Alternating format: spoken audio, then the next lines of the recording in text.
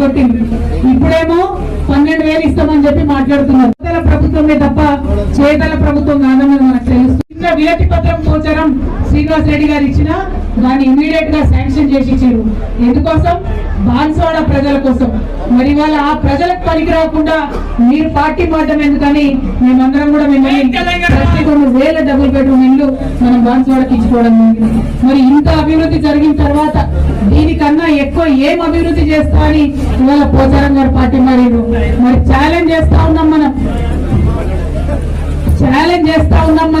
మరి ఇంతకన్నా ఎక్కువ అభివృద్ధి వారు చేసి చూపించాలని కూడా పోచారం శ్రీనివాస్ రెడ్డి గారికి చెప్తా ఉన్నాం. మీరు ఆటో వాళ్లకు 12,000 తీసుకొచ్చేటటువంటి ప్రయత్నం చేయండి. ఆ డోకేబాస్ కాంగ్రెస్ పార్టీ చేస్తుందా లేదా మీకన్నా తెలుస్తుందని చెప్పి అభివృద్ధి బాగుండే డబ్బులు వరదలా వచ్చే స్వతంత్ర భారతదేశంలో ఎప్పుడు రానని నిధులు బాన్స్వాడకు వచ్చే బాన్స్వాడ బంగారు వాడగా మారే. ఇక మరి మీకెందుకు పోచారం శ్రీనివాస్ రెడ్డి గారు మీరెందుకు పార్టీ మారింది అన్నటువంటి విషయాన్ని ఇక్కడ బాధతో, ఆవేదనతో, ఆక్రోశంతో బీఆర్ఎస్ పార్టీ కార్యకర్తలు మీరు ప్రశ్నిస్తా ఉన్నారు. దీనికి మీరు జవాబు చెప్పాలని చెప్పి మేము డిమాండ్ చేస్తా ఉన్నాం. అదే విధంగా బీఆర్ఎస్ పార్టీ కార్యకర్తలందరూ కూడా నేను మీకు పిలుపునిస్తా ఉన్నాను.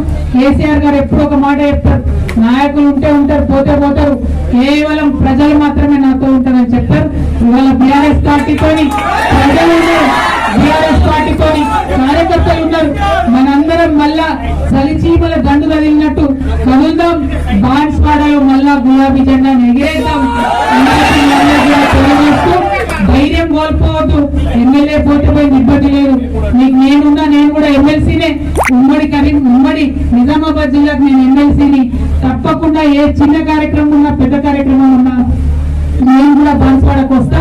మళ్ళా బాన్స్వాడలో గులాబీ జెండా ఎగిరేంత వరకు కూడా విశ్రమించడానికి కూడా మీ అందరికీ